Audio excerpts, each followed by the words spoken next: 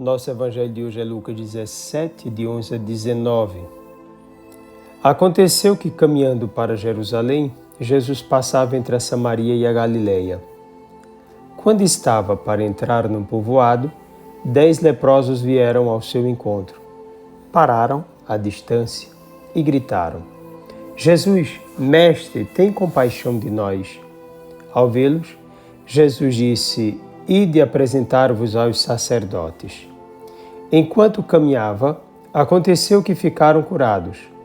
Um deles, ao perceber que estava curado, voltou glorificando a Deus em alta voz, atirou-se aos pés de Jesus com o rosto por terra e lhe agradeceu. E este era um samaritano. Então Jesus lhe perguntou: Não foram 10 os curados? E os outros 9, onde estão? Não houve quem voltasse para dar glória a Deus, a não ser este estrangeiro? E disse-lhe: Levanta-te e vai, tua fé te salvou. Palavra da salvação. Lucas mostra Jesus no seu objetivo de ir a Jerusalém a fim de lá realizar o coroamento de sua missão, morrer e ressuscitar por nós, pecadores. Seguindo seu caminho, passa pela Samaria, uma região de um povo que não se dá bem com os judeus, nem estes com os samaritanos, que são uma espécie de mistura de judeu com pagãos. Inclusive, os samaritanos ficam chateados com a presença de Jesus ali, porque ele está só passando com destino a Jerusalém. Eles vivem o desprezo dos judeus, que se acham os donos da salvação, enquanto eles são mais abertos à ação salvífica de Deus, mas sem abandonar, por sua vez, o desprezo recíproco. Jesus percebeu isso e o manifestou na parábola do samaritano. 10 leprosos vieram ao encontro de Jesus e pararam à distância, gritando.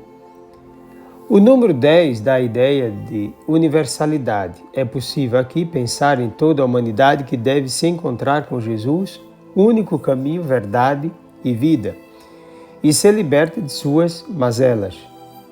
Esses leprosos, que antes de tudo revelam na miséria, unidade e solidariedade uns para com os outros, e interesse pela mesma salvação, sendo eles samaritanos e judeus, pararam à distância, porque esta era a regra por causa de sua doença, a fim de não contaminar ninguém. Eles devem gritar para os que se aproximam, dizendo o que eles têm, a lepra, a fim de que ninguém se aproxime deles. Eles são isolados, colocados completamente à margem da sociedade, não participam mais de nada, nem mesmo da vida da fé. São excluídos do convívio das pessoas por causa da doença e, como tal, pelo fato de serem leprosos, significa, segundo a mentalidade da época, que possuem pecados graves. Jesus, mestre, gritam eles, tem compaixão de nós. Aqui se encontra o clamor de uma humanidade necessitada de libertação física e espiritual, sem rumo, sem horizonte e sem futuro.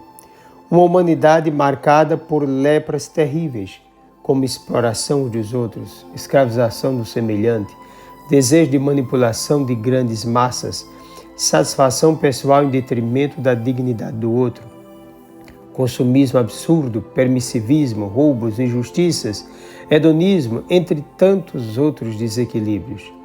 Jesus tem conhecimento de tudo isso. Do mar de lamas onde se encontra essa humanidade, das prisões e lepras incuráveis pela simples força do homem. Por isso vem a história, deixa-se envolver com o pecador, permite ser tocado, mistura-se sem medo de contaminação, permite ao outro vir ao seu encontro. Em seguida, respeitando a instituição divina, manda-os aos sacerdotes, porque são eles responsáveis em reintegrá-los na sociedade depois de perceberem que estão curados. Levítico 14, 2 a 7. A Igreja é instrumento da salvação. Ela foi criada para ser presença do reino de Deus no meio desse mundo, instrumento dele. Não se pode ter a cabeça, Cristo, sem sua igreja, seu corpo místico. Não podemos ser de um sem ser do outro. A cura se dá enquanto caminham. Duas coisas importantes aqui. Primeira, foram obedientes, pois seguiram na direção indicada por Jesus. Segundo, caminharam confiantes. Convém assinalar que a nossa libertação se dá enquanto caminhamos na direção de Jesus, com Jesus e na obediência à sua palavra. Infelizmente, nem todos, depois de libertos, ficam com ele. Somente um deles voltou, glorificando a Deus em alta voz. Somente o samaritano voltou e deu glória a Deus, o único que reconheceu a presença da salvação em Jesus Cristo e o próprio Jesus como aquele pelo qual Deus está salvando a humanidade. Agora, uma vez livre de sua miséria e tendo reconhecido Jesus Cristo como Salvador, o samaritano certamente vai se apresentar aos sacerdotes e proclamar-lhe a boa notícia, o sinal autêntico da libertação oferecida por Deus. Possivelmente, ele o fez denunciando os preconceitos, as exclusões e tantos males provocados pela falsa religiosidade. Um detalhe importante aqui é o fato de ter sido um samaritano e não um judeu a reconhecer o Messias verdadeiro. Somente ele consegue atingir a plenitude do caminho da fé. O samaritano retornou imediatamente para Jesus porque não tinha mais sentido seguir os ditames do passado sem o Messias de Deus. Ele encontrou o que a promessa indicara. Os demais não se aperceberam dessa verdade, não conseguiram ver o Messias, não enxergaram a presença de Deus em Jesus Cristo. Eles simplesmente agiram dentro das exigências da religião judaica. O samaritano encontrou primeiro Jesus. Além disso, existe o fato da gratidão, que não é um aspecto essencial do texto, mas é consequência direta, vinda do coração de quem recebeu um grande bem na sua vida, algo de que necessitava profundamente. A gratidão surge a partir do reconhecimento e do entendimento do bem maior. O samaritano reconheceu Jesus e sua missão salvífica, prostrou-se diante dele, louvou a Deus e proclamou sua descoberta.